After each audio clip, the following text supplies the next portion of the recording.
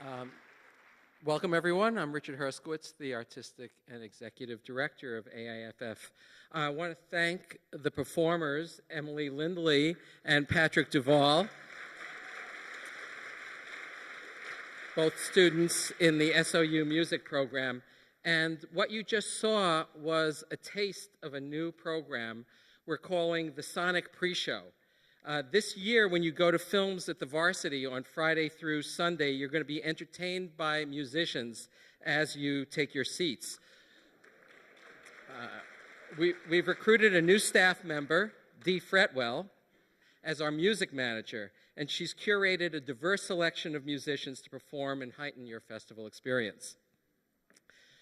So now I'm going to explain the purpose of Preview Night and why you're here.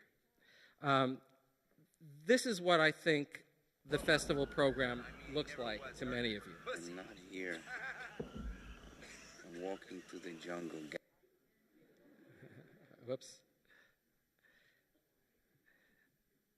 Gathering mangoes. Okay, and this is what I think the festival is. That is, for many of you, the festival is 120 films that you've never heard of, and how are you supposed to find your way through the jungle? So to me, the program is more like a park or a garden, what we're looking at now. There are paths that we created that you can follow to navigate through the forest of unfamiliar films. And what I'm here to do tonight for you is show you some of the paths. So here is the outline of my presentation tonight. First, I'm going to concentrate on the expanded cinema components of the program, the live music, visual art, theater, and virtual reality components that expand upon the theatrical films that are the core of our program. Then I'll turn to our feature film selections, beginning with the featured documentaries. There are two paths I'll concentrate on, the arts path and the activist path. Then John Stadelman, senior programmer in charge of shorts programming, will talk about our shorts programs, the packaged programs we've brought from elsewhere, and the programs that we curated from submissions. I'll return to talk about the special awards we're giving this year, then our narrative features, and then I'm going to end with some suggested alternate paths. So we're going to start with our expanded cinema programming of music, theater, and visual arts. We have for a theme this year, apocalypses. And you may be wondering what inspired me to pursue this theme. This is a selfie I took last summer wearing my N95 respirator mask. I don't know about the rest of you, but sometimes last summer I felt like I was in an apocalyptic movie that was not a movie. And it hasn't been just the smoke and other environmental catastrophes. Reading the paper keeps giving me a feeling of apocalyptic dread. Now, the other thing that inspired the apocalypses theme was a movie. So let's go back to the jungle. Does anyone recognize the movie? Okay. A hint that that's supposed to be the Mekong River, and the film is Apocalypse Now. So this year happens to be the 40th anniversary of Francis Ford Coppola's masterpiece. You see Martin Sheen and Frederick Forrest there. And it seems very appropriate that it's the 40th anniversary of this film, and we're honoring this movie in several ways this year. So now let's take a look at our festival poster. Some of you may be wondering what this image has to do with cinema. So look closer. This piece by Matthew Picton, who's our festival artist this year, is called Mekong Delta, Apocalypse Now #2. It's a map of a jungle surrounding the Mekong River, and embedded in it are references to Apocalypse Now. Can anyone see Marlon Brando's head? Do you see it now? This is his head from the movie. And there it is, embedded in Matthew's sculpture. So you'll also find in Matthew's sculpture here works by Viet Cong artists, excerpts of text from Joseph Conrad's Heart of Darkness, which was one of Coppola's inspirations in making Apocalypse Now. And here's Matthew Picton himself, standing in front of one of the pieces he will exhibit at the Schneider Museum as part of the exhibition we're titling Apocalypse. It's hard to tell in this photo, but that is a sculpture, just like the Apocalypse Now piece, not a painting. Matthew lately has been making cartographic sculptures, that is, maps of regions, usually river systems, with layers of paper that protrude three-dimensionally from the wall. Matthew often weaves movie posters as well as other art and excerpts from books in his sculptures. This is a photo you may have seen on the cover of the Jefferson Journal. Matthew's mask here is not protecting him from wildfire smoke. This is a production still from the making of a film he's created for our exhibition, in which he lit up one of his sculptures, he lit it on fire, and created his own apocalyptic movie. So the Apocalypse exhibition was co-curated by Scott Malborn, the director of the museum, and me. This is our fourth show together, and this time we're extending the exhibition from the museum to the Hanson Howard Gallery downtown. There are 5 artists who are addressing Apocalypse Now and themes of apocalypse that are in this exhibition. Stephanie Saijuco, a Filipino-American artist who makes reference to the shooting of Apocalypse Now in the Philippines, her homeland. Maresin Alayari. Deborah Aropolo, she's making video and print work about current environmental catastrophes, and she calls her show Dark Landscapes for a White House, because she wants her exhibition seen by the current resident of the White House. And her works are going to be shown at the Hanson Howard Gallery. Then there's Bruce Bayard, who many of you may know, also like Matthew, based in Ashland. He has a 3-channel video projection inspired by chaos theory, which produces complex, ever-changing, and never-repeating collages of projected images. Now, on Friday, April 12th, Bruce and Todd Barton are going to perform live on synthesizers in the Schneider Museum, responding to Bruce's and other apocalypse artworks. And they're going to be joined by Caballito Negro, Terry Longshore, and Tessa Brinkman, who performed on this stage for us last year. This is the live music part of our expanded cinema program. Their show is called Alone Together, and seating is going to be very limited. Now you're probably wondering, are we going to be showing Apocalypse Now in this festival? The answer is no, we're not. We're an independent film festival, and we're going to show the independent documentary about the making of Apocalypse Now.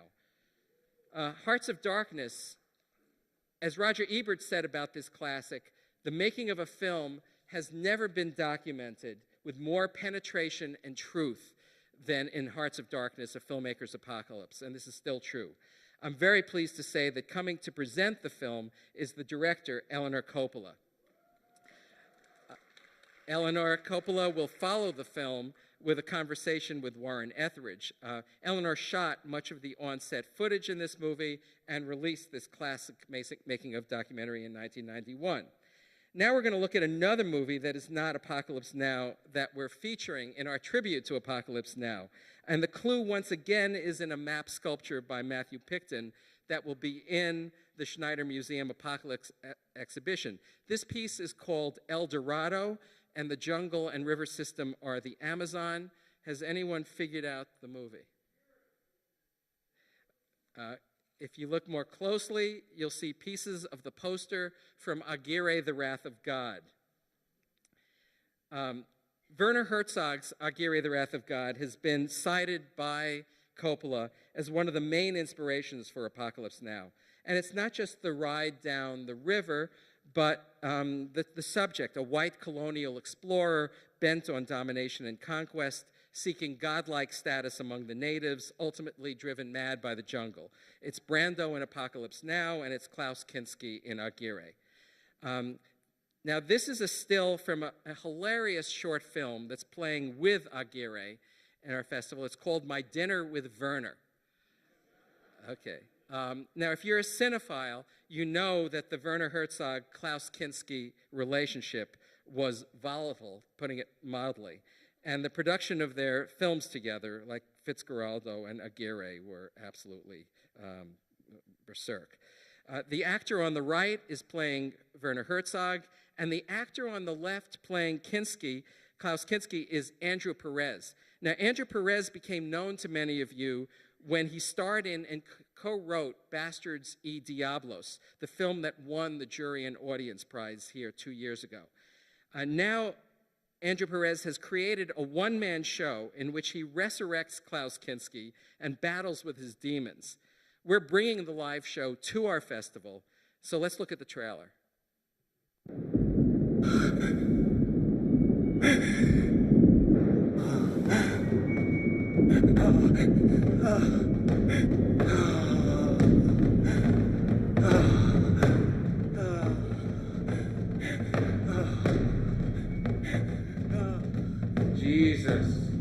Jesus, Postas. There's posters and all this shit, videotapes. I saved them almost the movie. The movie is shit. I mean, I couldn't save it.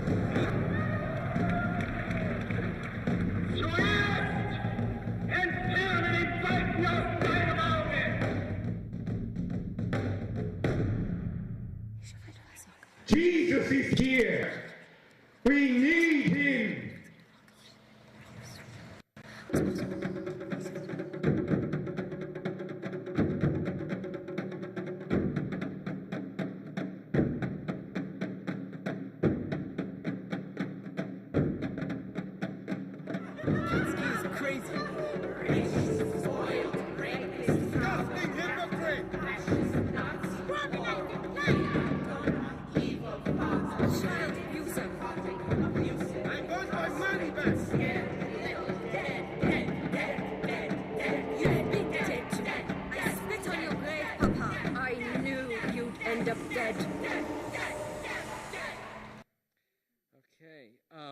The show won an Encore Award and was nominated for Best Actor in a Play in the 2019 LA Stage Alliance Ovation Awards. We're showing it at the Ashland Community Center, 2 performances at 1 p.m. and 4 p.m. on Friday, April 12th.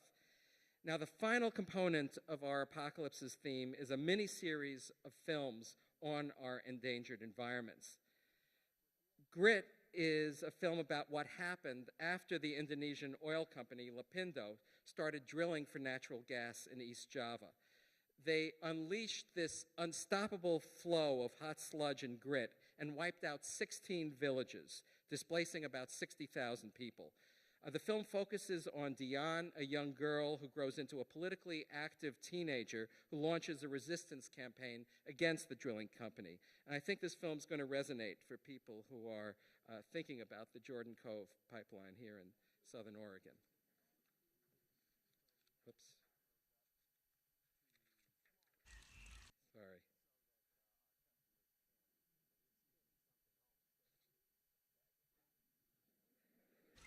Unless you really know the tune. I'm going to get this back on track. 1 second.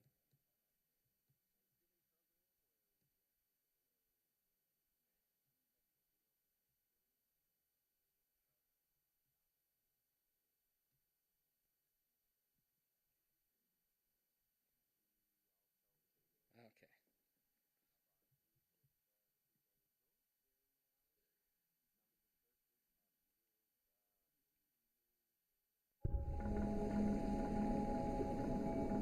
Terjadi tsunami lumpur.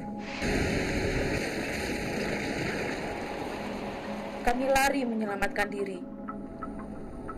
Kejadian lumpur ini berdampak pada semua orang yang saya kenal.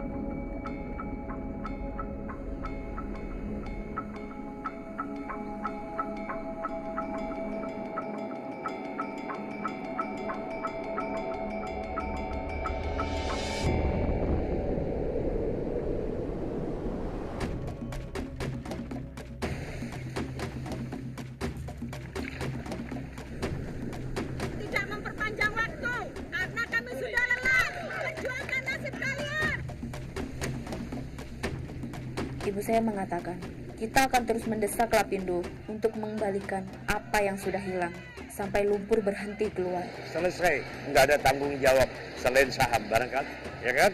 Dinyatakan Mahkamah Agung tidak bersalah.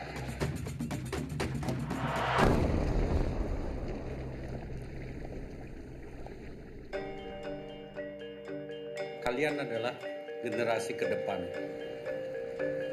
Bahwa kita akan menjadi bangsa yang berkualitas.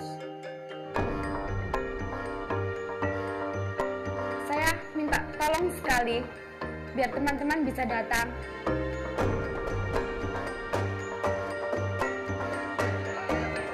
Di mana suaramu?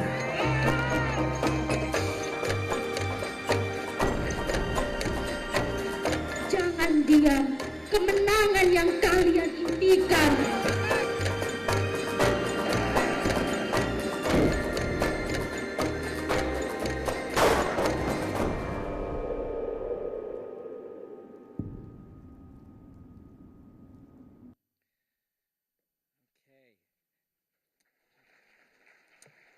Now, what's probably the most visually striking film in the festival is Metamorphosis. It's also the film whose filmmaker has the best name, Velcro Ripper. And he directed this with his partner, Nova Ami, who are both coming, and they call this a poem for the planet. It captures the full scale of the global environmental crisis, but most of the film concentrates on how artists, scientists, thinkers, and even young children are creating inventive systemic solutions for our planet.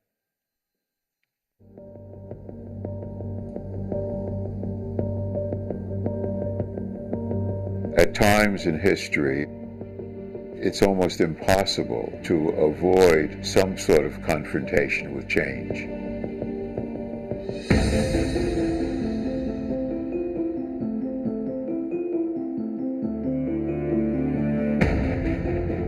Hurricanes, floods, droughts. Climate change is the most inclusive, all-enveloping issue of our time. It's everything.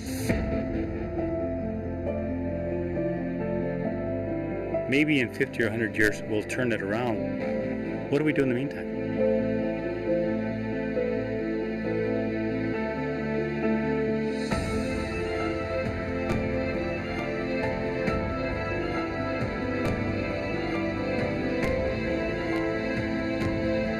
We're caterpillars right now. We're eating everything in sight.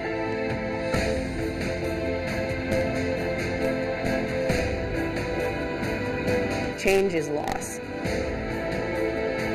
Change is the gaining of something new. Okay.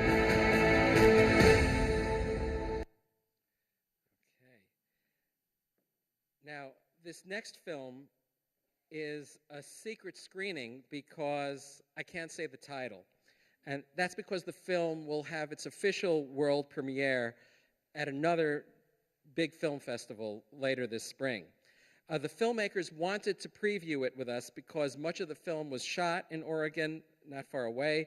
And this film is a call to action documentary about the future of wild fish. It explores wild salmon's slide towards extinction in the face of threats posed by fish hatcheries and fish farms. The film spends a lot of time on the Klamath River with members of the Yurok tribe, young conservationists, fishing guides, and fish hatchery managers. There's also going to be a talkback on Saturday morning, April 12th, called Filming and Protecting Our Endangered Environment, and with many of the environmental filmmakers in our program. And here I just want to thank the Earth and Humanity Foundation for supporting the environmental film programming this year. Thank you.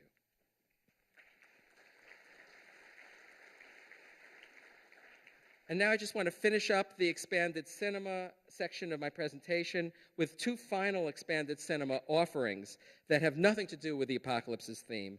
The first is a live cinema performance and screening with the returning guest Rick Prelinger. Prelinger is the most renowned film archivist in the U.S. 2 years ago, he brought us Lost Landscapes of Los Angeles.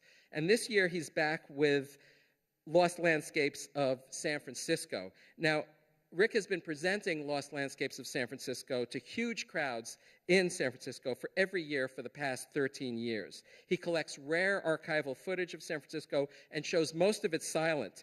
The performance aspect of the film is that the audience is encouraged to speak up and provide the soundtrack, ask questions, make observations, tell stories about what they're seeing. Rick orchestrates all of this in person, and that's what makes this a live cinema performance. Now, the next day, Sunday, Rick is going to return with the experimental filmmaker Vanessa Rennick for a program called Raiding the Archive. They're going to show examples of films by Vanessa and the British artist Vicky Bennett that have remixed footage from the Prelinger archive, which has been a goldmine for artists. Now, finally, for the third time in our festival, we have a virtual reality component to the festival. Spheres is a 3-part virtual reality series about the music of the cosmos with dazzling 3D visuals. It's directed by Eliza McNitt, produced by Darren Aronofsky, and it's narrated by Jessica Chastain, Patti Smith, and Millie Bobby Brown, who you remember has played Seven. Anyway, here's a trailer for one of the episodes.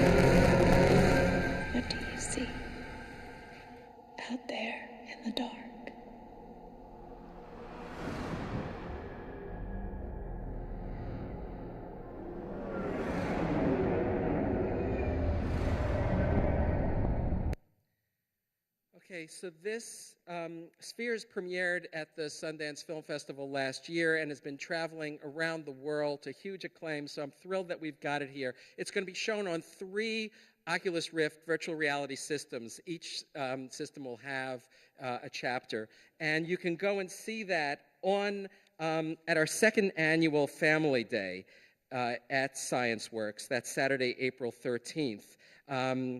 And you can also see it anytime at ScienceWorks from 10 a.m. to 5 p.m. from April 12th through 14th. On Family Day, however, it's the best time to come with kids because it's going to be supplemented with screenings of international children's films and hands-on filmmaking workshops.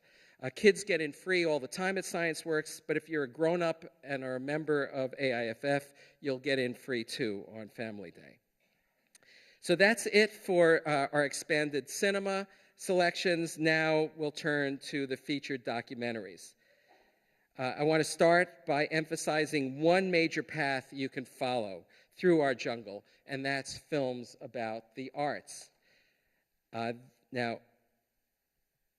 the first one is a portrait of a brilliant art photographer named Ren Parody, the film called Queen of Parody.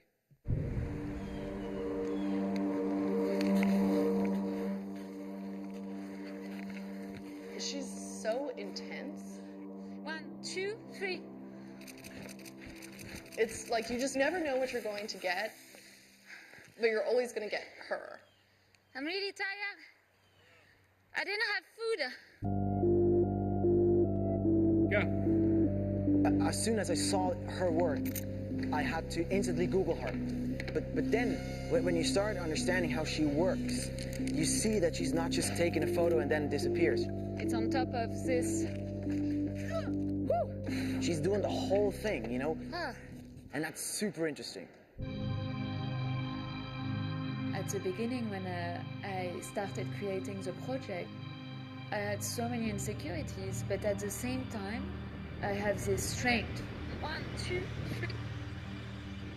She creates this kind of, pause in the kind of march of the whole world. I think that pleasure, as well as a little feeling of strangeness, that's surrealism, and that's a moment of joy in your life. and thank you. Checking for planes. I mean, we shot our new series in basically 2 months. My God, there's a plane now? It was crazy. Then you go deeper, you go to the character of Fred and say, what is she doing there? It was kind of a risk, just to not get caught, by the police. This evolution and this trajectory is super exciting because we feel like we are part of the journey. Hold on. Oh my God.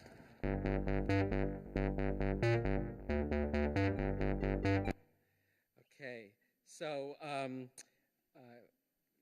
very pleased to say that Ren Parody and the director of the film will both be here for our screenings. Now, we also have to, of course, address the art of cinema.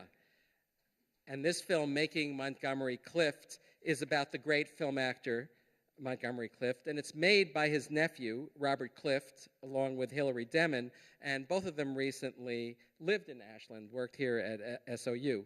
And basically the film is their effort to correct the flawed image of Uncle Monty as being a tragically self-destructed, tormented bisexual man.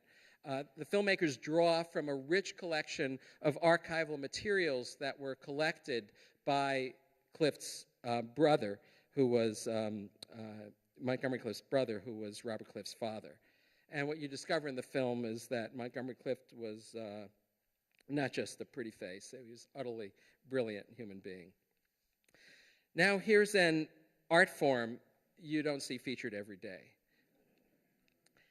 The film Why Can't I Be Me Around You is by Harrod Blank, the son of the great director Les Blank. Now, Harrod's main interest as a filmmaker has been the art car movement, and I'm hoping he's going to, I believe he's going to drive one of his art cars up here from San Francisco. Now, this film began about a decade ago when Harrod met Rusty Teidenberg in Albuquerque. Rusty is an art car drag racer in every sense of the word, and he recently began transitioning.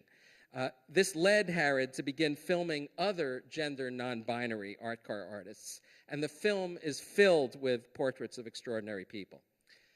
Now let's turn to the performing arts. Okay.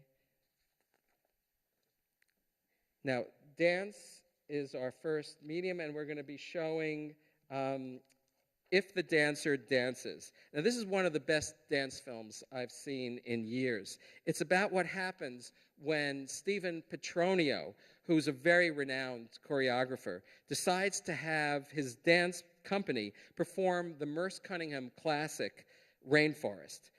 So he brings in original members of the Merce Cunningham Company to train his dancers how to move and think in the Cunningham method. I learned an immense amount about dance from the film and about Merce Cunningham. Now, coincidentally, Tuesday, April 16th, which is the day after the festival, is the 100th anniversary of Merce Cunningham's birth. And all year, the dance world is celebrating Cunningham's centennial. Now let's go to theater.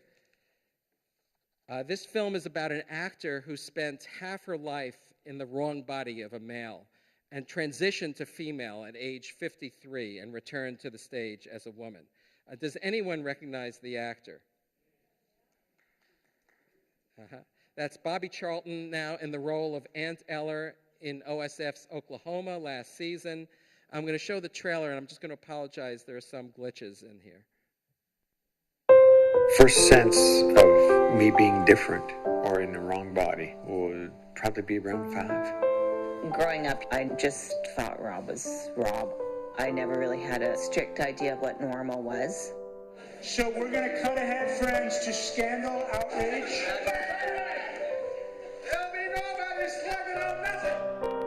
I lived a life of heavy depression, but I thought being married would help cure me. I'm a freak, but so are we all. We're all human beings. What this whole production is trying to do is just to say, here's who I am, and for the audience to be able to maybe find more courage in their own lives ready for my close-up, Mr. DeMille.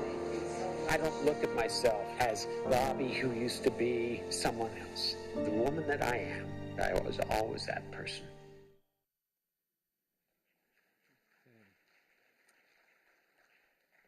And Bobby is coming back for the screening. Carmine Street Guitars, we're turning to music now. It's a legendary guitar shop in Greenwich Village that's been holding out against the gentrification that's been going on around it. And the film is a portrait of the guitar maker, Rick Kelly, and his apprentice, Cindy Hoolidge.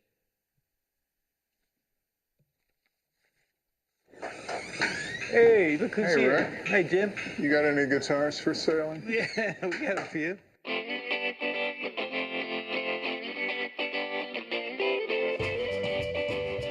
This stuff, I guess I've been doing about the last 20 years using the reclaimed New York City wood.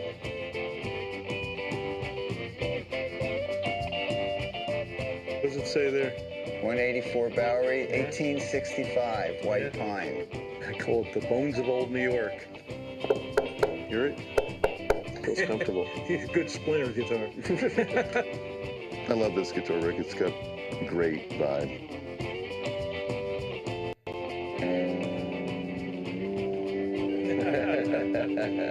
I'll take one. All right. You know, I don't know anybody like you. You don't have a cell phone. You don't have the internet at your house. You need to move into the 21st century already. Why? I always really wanted to find somebody that I could pass this on to, because it is sort of a lost art. What do you think about this? I think it looks good. There's a part of music that everybody knows, which is what winds up on the record. Yeah. You know? But then there's the invisible part of music that people don't know. And it's like everything from the people who built this guitar and all other guitars to the people who create the spaces where people can hang out. It's about having a community. That's the way I feel. Okay. There are some wonderful performances in the course of this film. So another music film in our program is Satan and Adam. And this is a portrait of the brilliant blues musician Sterling McGee and a white kid named Adam Gusso, and their very improbable collaboration and friendship that began on the streets of Harlem. Harlem in the 80s was depressed economically, but collective culturally. This was before gentrification. Because my mom was a Christian, it was a sin for me to play the blues. I'm serving the devil. I was trying to figure out who this guy was. I'm Mr. Satan. Hello, everybody. Somebody took me aside and said, you know who you're playing with? You're playing with Sterling McGee. He was on Ray Charles's Tangerine label. He played with Etta James, Marvin Gaye, Little Anthony and the Imperials. He backed up James Brown at the Apollo, and they would point down the block at the Apollo Theater. If a casting director had been hired to create a sitcom about two opposites together in a blues band, this would be what they'd come up with. It drew us. It was like a magnet. I'm really rooted to the ground, just blown away by what I'm hearing and seeing. I don't do it for money. I don't do it for fame. This is my mission. It's a classic bromance. You know, it's two guys who are just having a great time. We're an odd-looking couple, so what? Sterling had really just kind of fallen off the grid. And what are you going to do when somebody just disappears? It was basically, he was gone. Boom. He was gone.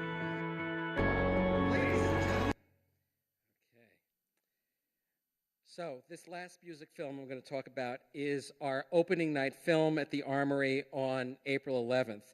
It's by the Portland-based filmmaker Irene Taylor Brodsky, who's been to the festival twice with prior films. Her film Here and Now was about her deaf parents and what happened when they were given the opportunity to get hearing implants, and their very conflicted response to that opportunity. That film won the Audience Prize at the 2007 Sundance Film Festival, and this film, Moonlight Sonata, premiered at Sundance 2 months ago. It's about her son who became deaf since deafness skipped a generation in her family. He now has the opportunity to get a hearing implant, and his passion becomes learning how to play the Moonlight Sonata. We're going to show Moonlight Sonata on opening night and the next day in our school groups program. And we're also going to do one screening of the film about Irene's parents here and now on Friday afternoon. And I'm very pleased to say that Irene's son and her parents are coming down with her for these screenings. Now on to the next path I want to recommend to you, and that's films about social activism. Now the first one also premiered at Sundance in January, and it's by the great filmmaker Penny Lane, and that's her real name.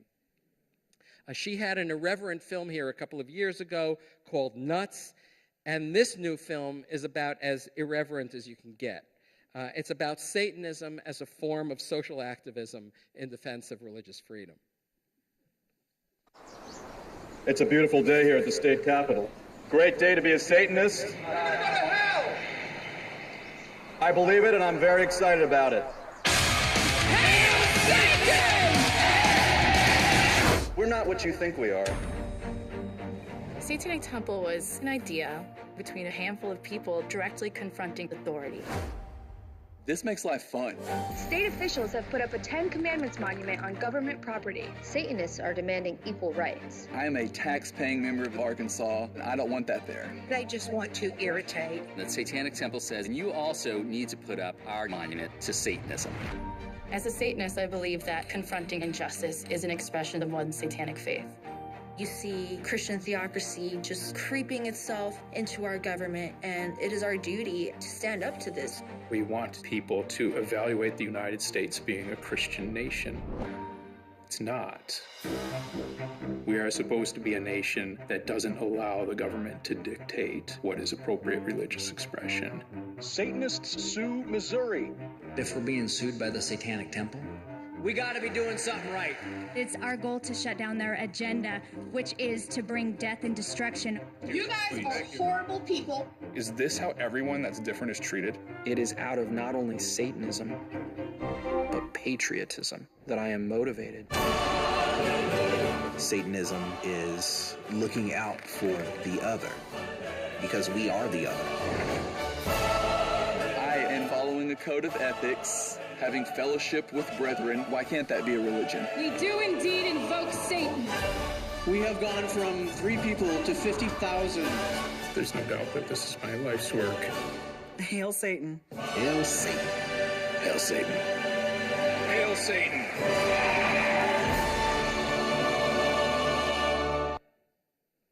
Okay. This film, One Child Nation, is by Nanfu Wang, a name who should be familiar to people who have been coming to our festival the last few years. She won a jury prize 2 years ago for Hooligan Sparrow. She won another jury prize last year for I Am Not Another You. Now, Nanfu just won the grand jury prize at this year's Sundance Film Festival for this amazing film. As always, she's in her film, and this one was inspired by the birth of her first child.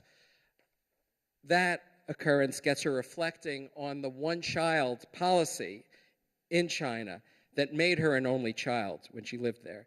And she goes back to China to investigate this policy. What she discovers is illuminating and horrifying, and just like her other films, you're going to be amazed by her brazenness and courage in speaking truth to power. This film, Whistleblower of My Lai, is a film about an extraordinary work of political music composed by Jonathan Berger and performed by the Kronos Quartet, tenor-singer Rindy Eckert, and Vietnamese instrumentalist Van An Vo. The musical composition is about Hugh Thompson, the Army soldier who flew his helicopter in and intervened when he saw from the sky that American soldiers were massacring Vietnamese at My Lai. He refused to cover up what he saw, and of course he was treated abominably by our government. This film follows the rehearsals of the music and intersperses these with archival footage of Hugh Thompson, the whistleblower of My Lai. Now this film, The Woman Who Loves Giraffes, is a portrait of Anne Dagg, who has been called the Jane Goodall of giraffes. Even though her research into giraffes was pioneering in her field, she was denied tenure at her university because of the opposition of male professors. And she became an activist fighting for women's rights in the academy. But this film is mostly about her work with giraffes early and then late in her career.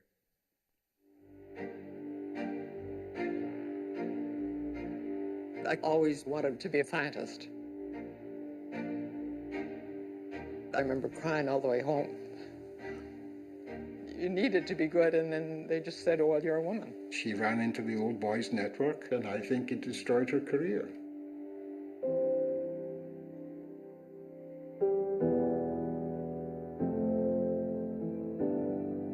I, Ann Dagg, am a university lecturer in zoology and an expert on the giraffe. Panel, these young ladies all claim to be Ann Dagg. It takes an explorer's heart to go and study animals in Africa in the 1950s as a single woman. This was a different world then. There wasn't the infrastructure, there were no mobile phones, there was nothing. No one had ever really studied an African animal in the wild, or pretty well any animal in the wild. So I was sort of breaking ground without realizing it. From the very first day I saw a giraffe, incredible. Each day I'd write down exactly what I did that day. 9:15, 2. When she got back jobs that she, in some ways, may have been overqualified for, she was not getting. To be a professor, I had to get tenure. It was a very critical and judgmental process. You're playing with people's futures. I was the little girl that woman was a hero for. Anne's book was the only book that you could find. It's just the Bible to giraffe, really. You're working on giraffes. She was the pioneer. She was essential reading. She felt that she was forgotten, and she founded the study of giraffe biology.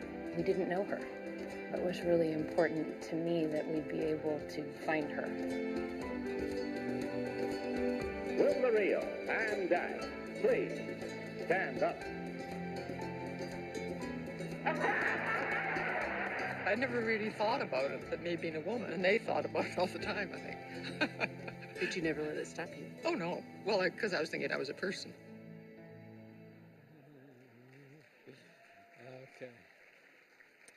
Okay. Now, breaking habits, the rebellious activists in this film are kind of like the Satanists in Hail Satan, in the way they take on puritanical government authorities by becoming their worst nightmare. They call themselves Sisters of the Valley. They're in the business of helping people in pain. Our sisterhood requires us to teach the world about CBD and cannabis. I was born and raised in Wisconsin.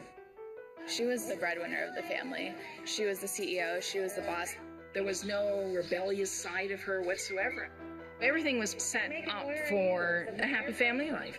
But she suddenly saw the truth. He took all of the money. The betrayal was so huge that it gave me the courage to do something completely radical, like form a real sisterhood. We started talking about the changing in cannabis laws. If we were smart, we would start a cannabis business. This is what we are about. This is our religion. They're drug dealers, and they're trying to say that it's medicine. You know they're lying. We have nuns that are drug dealers. Conventional wisdom is that cannabis is bad. Conventional wisdom was that women had smaller brains than men. To me, we'll have made it if we could create 20,000 good jobs here in the Central Valley. We'll take their product, and I will cite them into court. Do you think they would charge someone like me? I feel like she was in danger. They really intended to kill us. When people have everything taken away, you should be scared, because they will do something radical.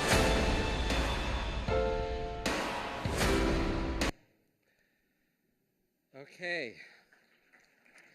So now it's time for me to give up the stage to our senior programmer in charge of shorts programming, John Stadelman.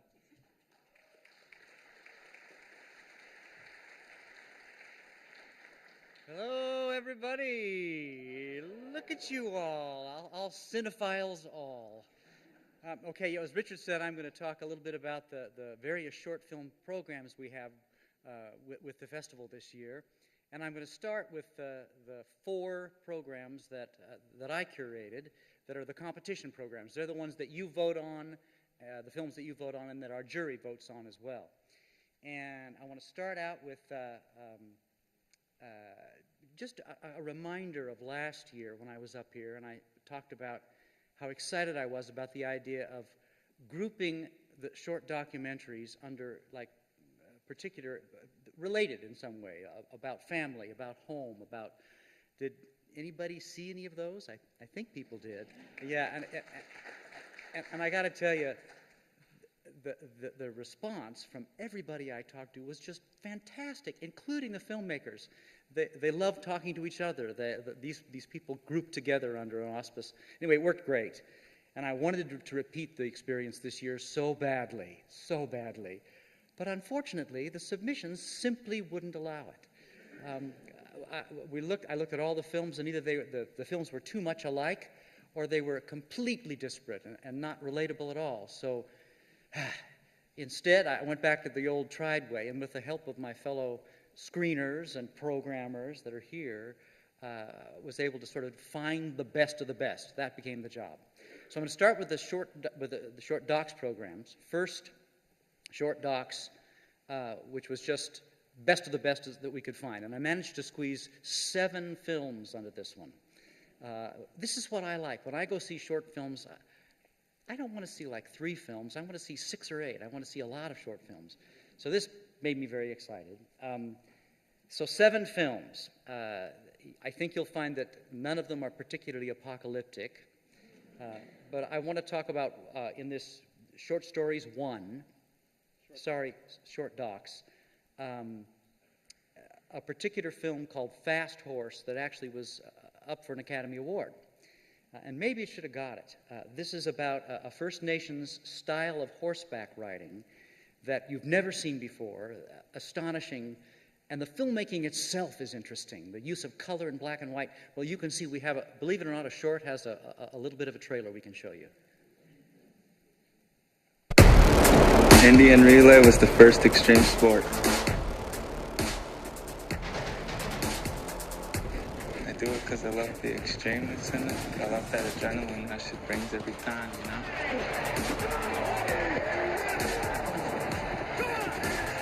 It's pretty nerve-wracking going out there and having to do what we gotta do, you know?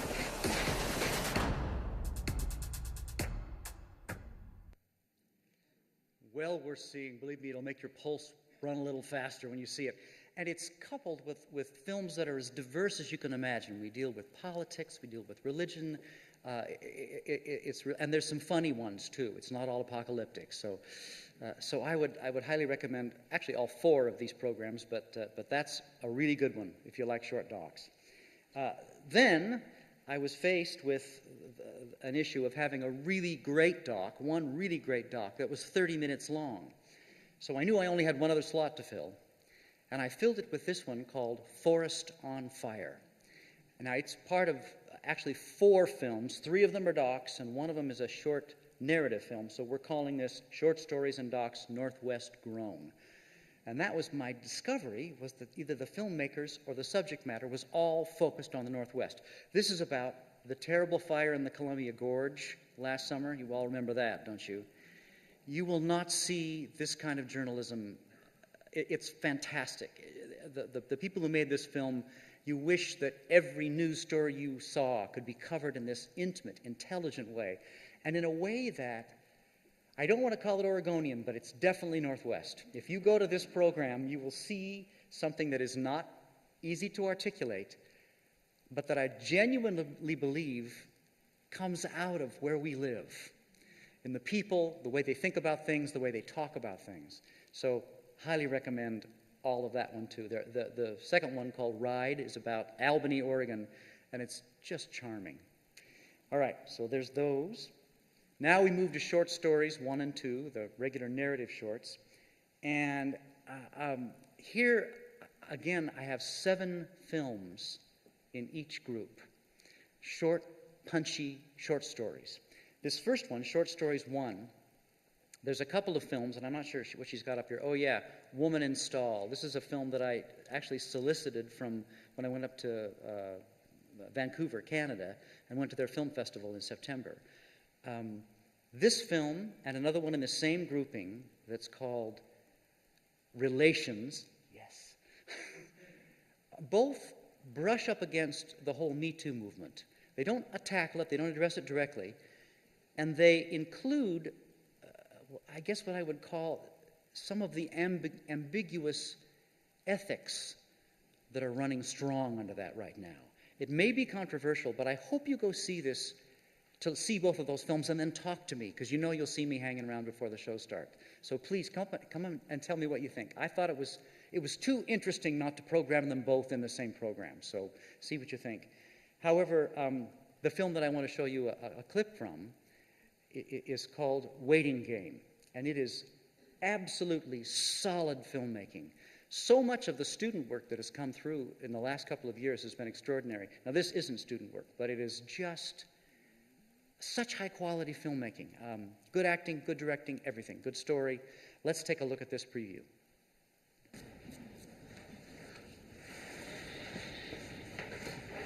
We good? All right. Long enough. Here. You're not supposed to use the whole bottle.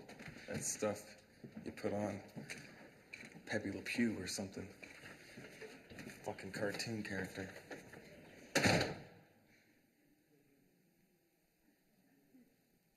Yes, it's about a young man taking care of his aging parent, and it's just a perfect short story, which is what I like to see. Okay, moving on to short stories 2. Again, 7 films. This one has got more comedy in it, so if you're feeling, too apocalyptic, you might want to go see this and ease up on things. Funny, pointed, good comedy. However, when I looked at the couple of trailers that were associated with them, they gave away everything, because these are short films, It's crazy that they have trailers at all. So I didn't want to show you any of those trailers. Instead, I'm going to show you a trailer for a more serious one called No Traveler Returns, about a young man who has a very important decision to make.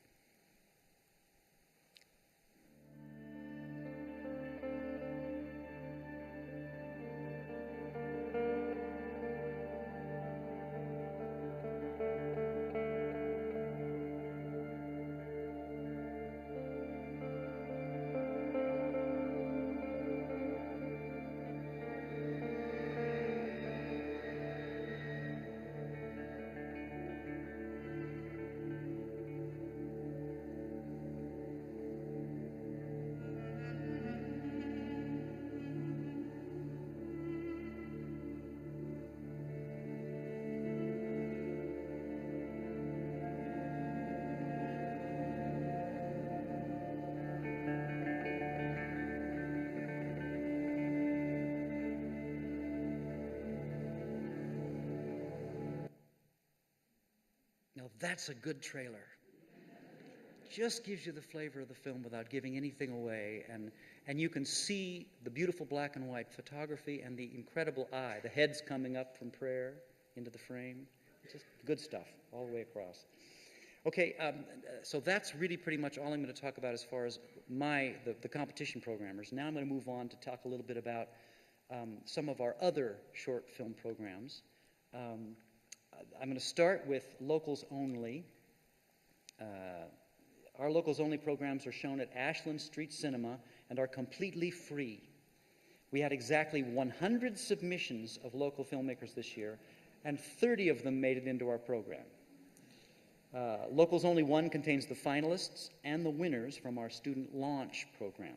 So if you come on Saturday morning, you'll see the launch student winners awarded their cash prizes supplied by Rotary Lithia Springs. So you want to see. So that's Locals Only 1, launch. So our student launch competition juried nearly 50 submissions from over a dozen different schools throughout the region, with winners displaying finesse in everything from stop-motion Lego fantasies to a suspenseful narrative short and set in a haunted cabin to an engaging documentary about an elder Alaskan man who has made it his personal mission to clean up the highway in his area for 27 years. All of it's inspired. Now, moving on to Locals Only 2, narrative shorts.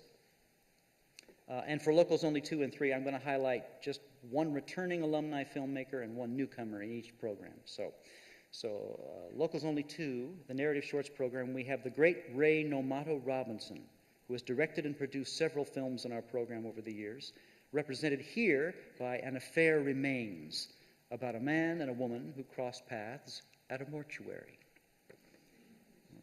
And our newcomer to this category, this Locals Only 2, is named Matthew Seamers. I have seen this one. You're going to want to check out his Thorn, Thank You for Coming, because it's about the end of the world, and that's our big theme this year. There's also a first-timer named Kirk McKenzie who got 2 shorts into our locals programs, which is a very rare achievement. So that's pretty exciting. Yeah, pretty cool. And finally, Locals Only 3 documentary shorts. We have newcomer Marga Lauba's Wave Hands Like Clouds is a poetic exploration of the breathtakingly beautiful endeavor of highlining. All right. And then back with us this year is alum filmmaker Kat Gould with Snail's Pace, a short meditation on pace, focus, distractibility, and the peace of wild things. All right. Now, several short films in our program were not compiled by us, but come to us prepared by other curators. And they include Cinespace. Most of you know about Cinespace. The Cinespace program comes to us from the Houston Cinema Arts Festival and NASA. This is the 4th year Cinespace has come to Ashland, and fans know that the films all cleverly remix footage from the NASA archive. And for the 4th year, NASA is sending a representative down to introduce the program. So we've got somebody from NASA coming, which is kind of cool. Next one is Animated Worlds, Familial Bonds. And the curator, great animation expert Mark Shapiro, formerly of the Leica Studios in Portland, has once again compiled a collection of sophisticated animations that explore universal themes of parenting, loss, and uncommon friendship. The program is recommended for ages 15 and up, so not for little kids animation. Finally, Kid Flicks 1 and 2, as if in answer to that. We're pleased to be bringing the latest edition of Kid Flicks, the best of the New York Children's International Film Festival. Kid Flicks 1 is geared for little kids and older, so that's age 3 and older. This year, for the first time, we'll also screen Kid Flicks 2, geared for kids 8 and above. And this one will play on repeat all day long during Family Day, April 13th, at ScienceWorks. Now, so you can watch the Kid Flicks trailer now while I turn the podium back to Richard. Thanks, guys.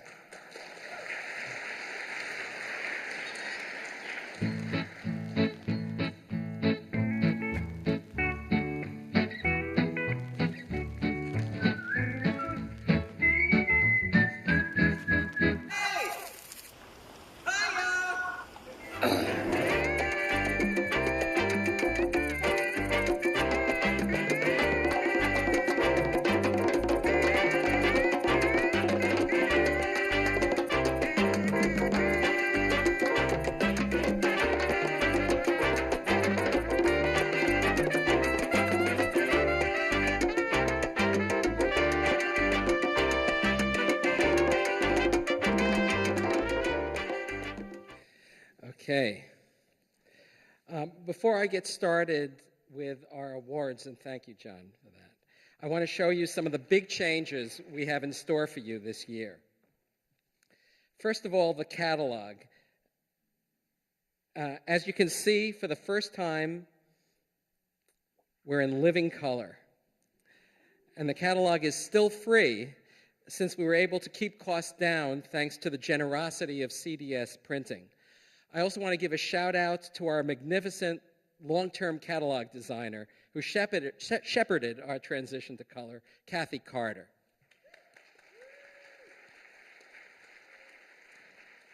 The catalogs will be available starting tomorrow outside the festival office at 325 A Street and inside the Varsity Theater. Now, as you'll see here, another exciting change AIFF is implementing this year is our new ticketing system. This new platform has a lot of great features that have been requested by our patrons over the years, including the ability to purchase tickets for 2 memberships at a time, print at home tickets, mobile ticketing, and repeat login information you can use year after year. So if you're a member, you're going to get an email to activate your account. There are going to be FAQs and video tutorials online to help you navigate, but as you'll see here, it's a very intuitive platform, and we're very excited to share it with you. So now I'm going to talk about our special awards this year. And if you've been attending the past few years, you know that we've been honoring key institutions that have been vital to supporting the careers of independent filmmakers. The institution we're honoring this year is Kino Lorber, one of the most adventurous film distributors in the United States. And we're going to show 3 of their new releases. First, What is Democracy?, which is an incredibly timely essay by Astra Taylor. Now, Astra Taylor is best known as a musician. She's a member of the band Neutral Milk Hotel. But she also makes brilliant, intellectually stimulating films about philosophical issues, including like her earlier film, Zizek, and this new film, What is Democracy?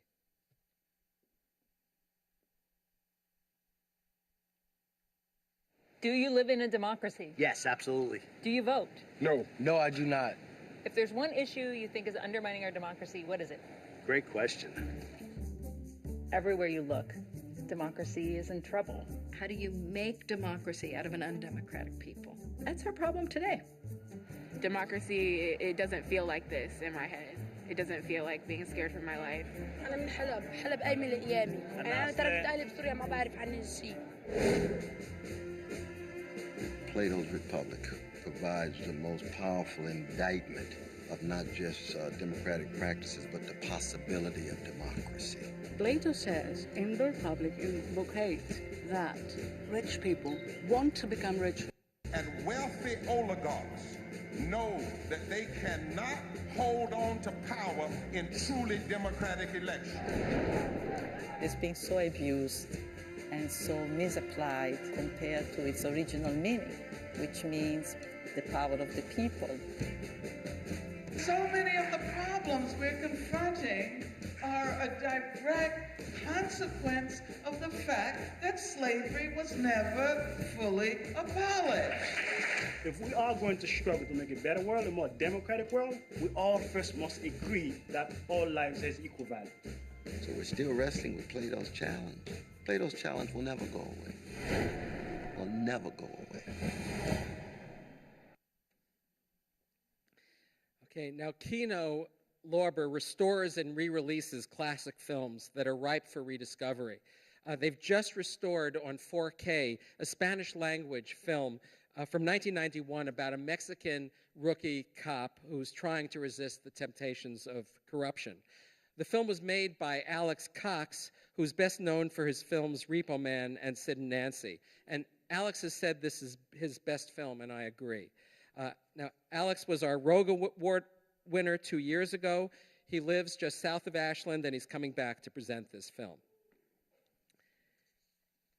Now, Chef Flynn is the final film from Kino Lorber, and it's the most entertaining food film I've seen this year. The film is being presented with the support of the Food Co-op. Check it out. Well, the ingredients are all laid out, but we can't seem to find the chef. Oh, here he comes. Excuse me. Chef Flynn? 2 sets ahead. Fire 4 duck, 2 VIP. And get my mother out of the dining room. I'm sort of a player in this film about my strange son who figured out his life so early. I need your blowtorch. This is wonderful. Did you hear what I said? Yes. I just try and make sense of how this happened. I hated having to be at school 8 hours a day. I would just be drawing dishes, not really focused on what I was doing there. I asked my mom, can I be homeschooled? Welcome to my bedroom/workspace. My sous vide supreme, juicer, and my math book, which should go away. It was mostly friends in the beginning. Welcome to Eureka. Friends of friends, and then friends of friends of friends. It just kept growing. This is a deconstructed Caesar salad. On top is a Parmesan jelly. We have a writer from the New York Times coming. They told us you need to be prepared for what's going to happen with this. Okay. So now comes our Pride Award, which we give every year to a key figure in LGBTQ cinema with the support of the Equity Foundation. Our first Pride Award was given 4 years ago to Barbara Hammer, who passed away last week and is being mourned by film and art lovers around the world.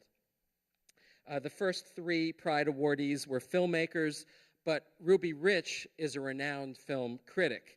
Ruby's the editor of Film Quarterly and the author of several books and countless articles.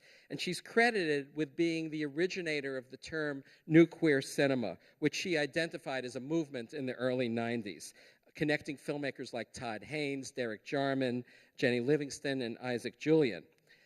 Ruby has curated a 4-film series within our film festival titled Queer Intersectionality.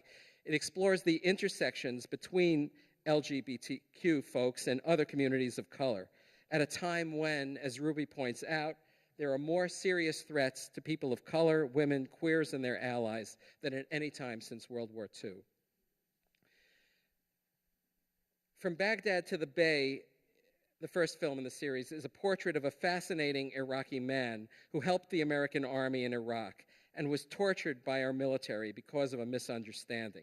In spite of this, he moves to San Francisco, where surprising things happen to him.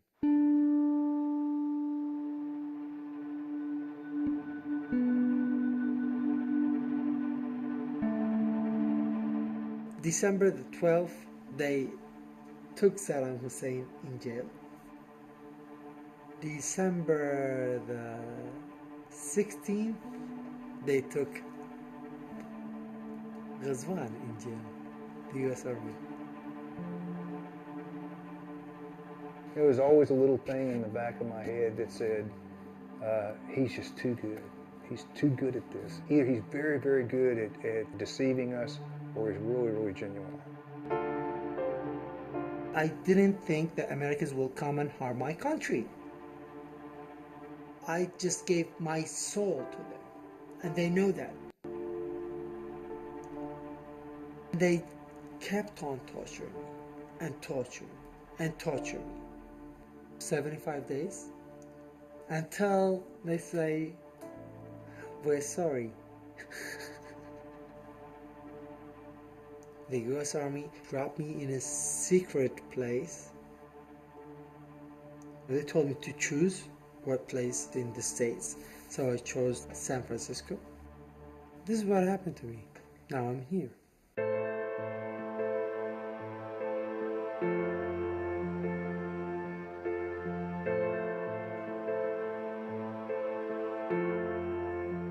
Together, we are a nation united not by any one culture or ethnicity or ideology, but by the principles of opportunity.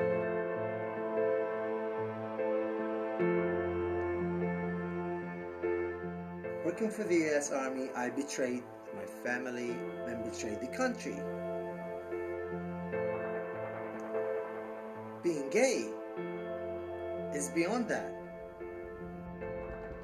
In Iraq, 6 gay men have been shot to death in the past 10 days, apparently in the form of honor killings.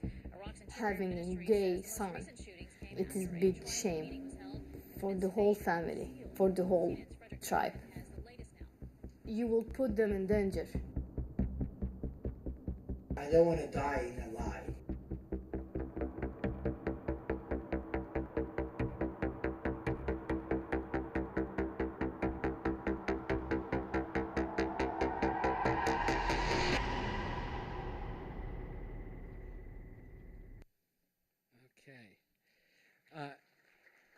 Ruby is going to be in dialogue with the filmmaker Erin Palmquist after the screening.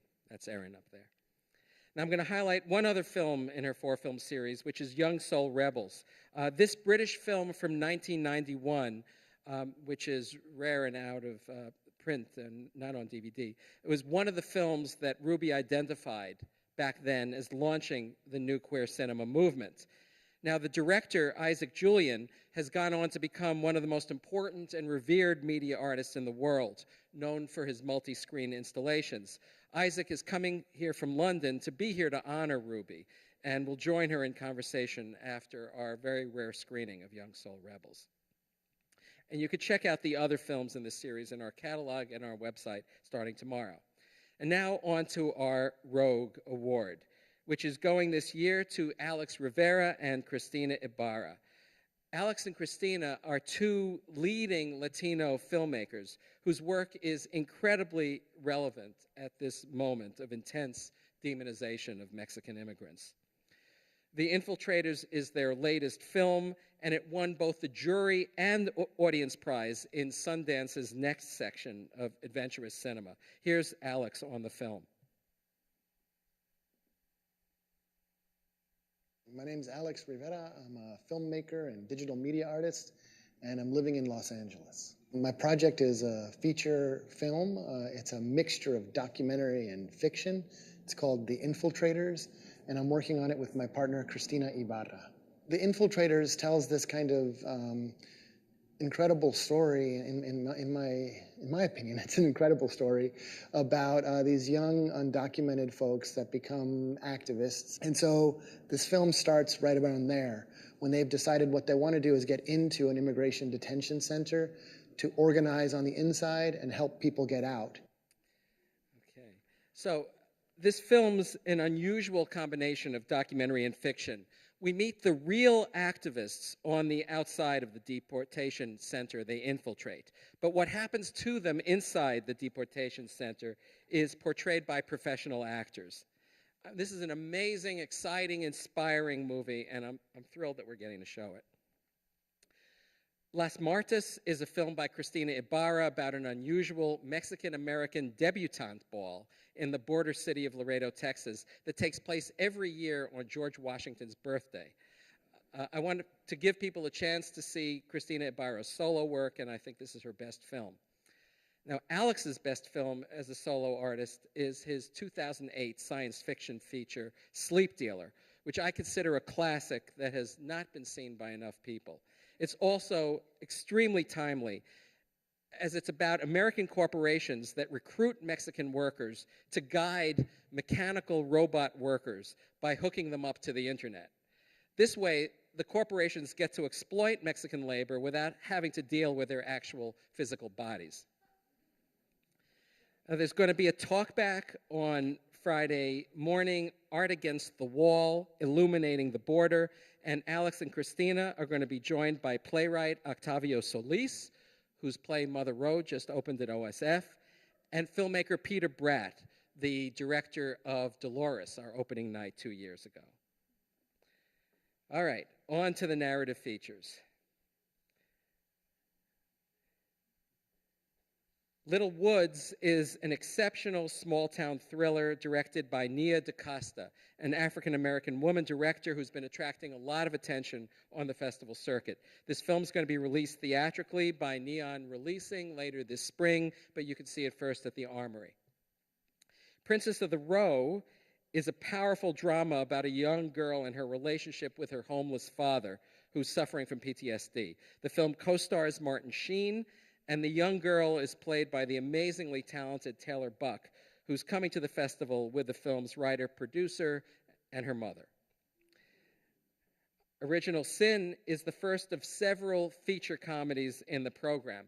And I want to point out that there are more comedies than usual in the program this year, partly because one part of this festival is about apocalypses.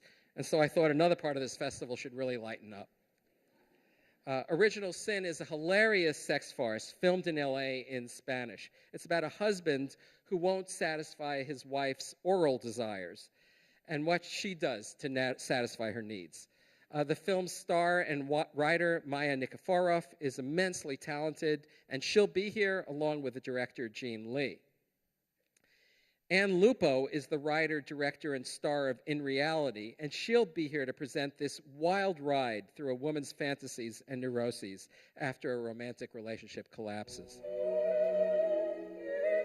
There's this narrative or maybe truth to be in love with someone, and for them to be in love with you is one of the holiest experiences you can have on this earth. I want to keep hanging out as friends. I'm making a film about me Take two, Mark. and my feelings for you.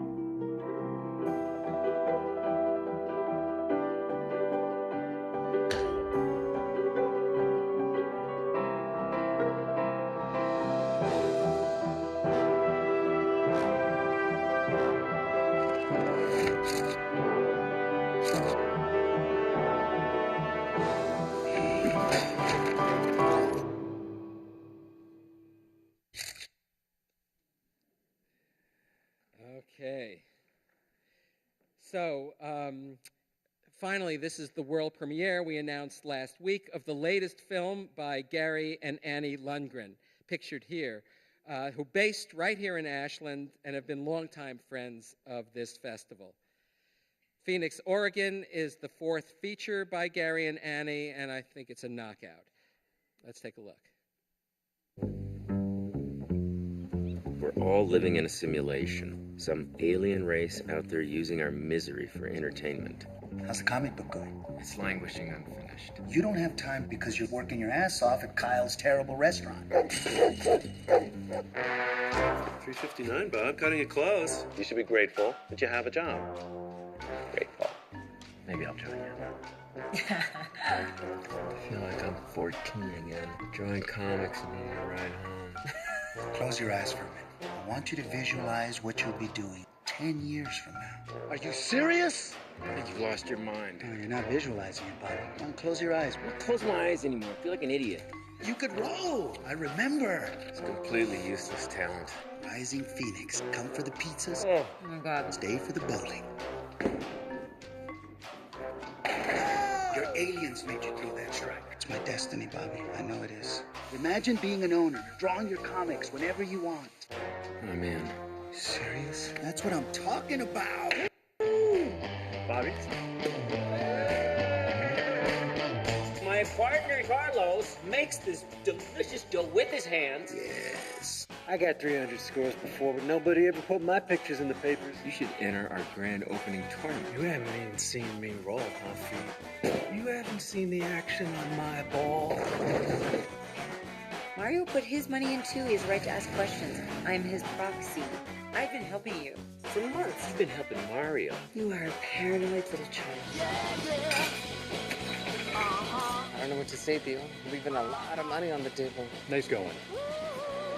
You're going down. Not your fault. If it's not my fault, then it's Tanya's. If it's not Tanya's fault, then it's the aliens. You need to take care of yourself, Bobby. I am fine. I am a grown woman. These could be the best years of your life. Do you realize that? Visualize. This is what I live for, Humphrey. Frame 10. These two geniuses are opening up a pizza parlor / bowling alley. It's classy. Phoenix, Oregon.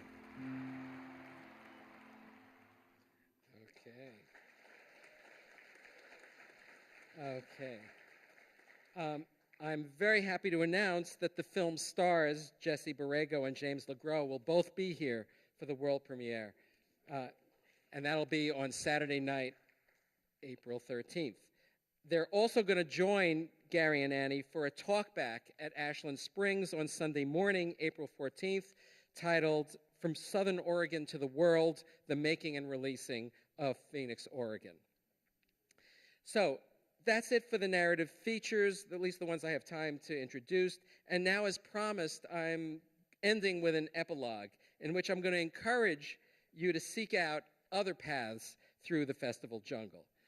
So I've already identified three main paths: arts, activism, apocalypse. Now, one more trailer I'm going to show you, and this is from a classic film we're showing that leads to other paths. Inquiring Nuns is being re-released this year for its 50th anniversary. It was made by Gordon Quinn for Cartemquin Films in 1969. And some of you may remember that Gordon came here in 2016 when Cartemquin was the focus of our first In the Institution tribute. Anyway, this film is an incredible time capsule of the 1960s and an amazing rediscovery. Check it out. If someone came to you on the street and just said to you, are you happy? What would you say?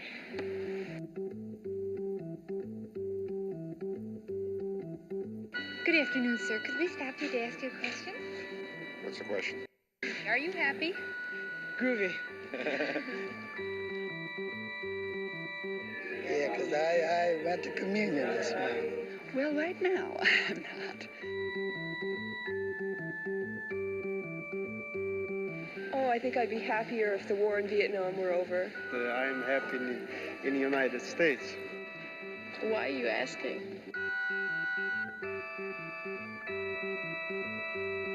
I'm happy in my work, in my personal life, not really. I don't think right now that there's anything else that would make me happier. Well, there are three big things that make a person happy or responsible for happiness. It's the sex, social life, what's the other? Your work. How about you? Are you happy?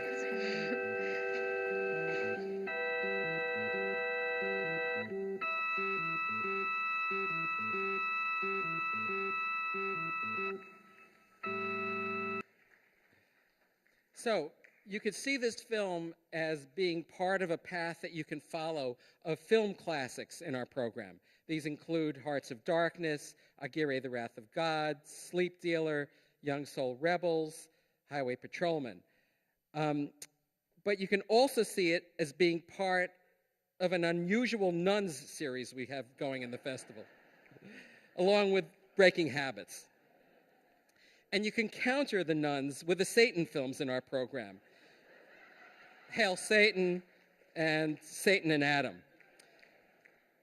So there's a religious path you can follow.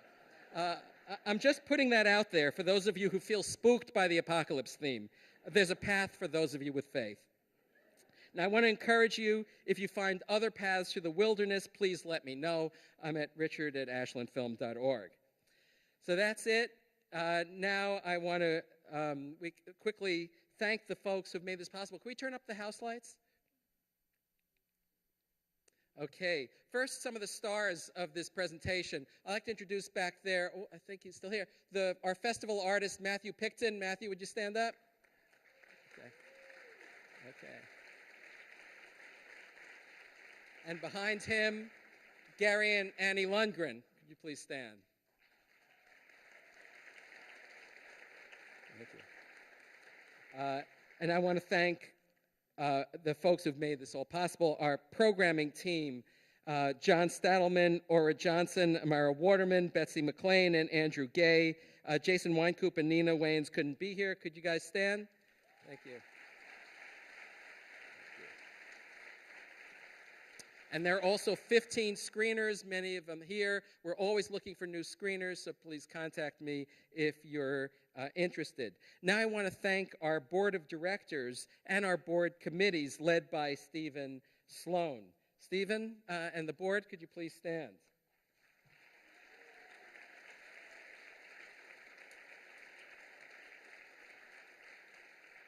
And finally, my amazing staff, in particular, my operations director, Erica Thompson, communications manager, Emily McBeck, systems manager, Leah Halpert, and festival producer, Ho Stetler, and all the rest. Thank you all so much, and some of them are in back.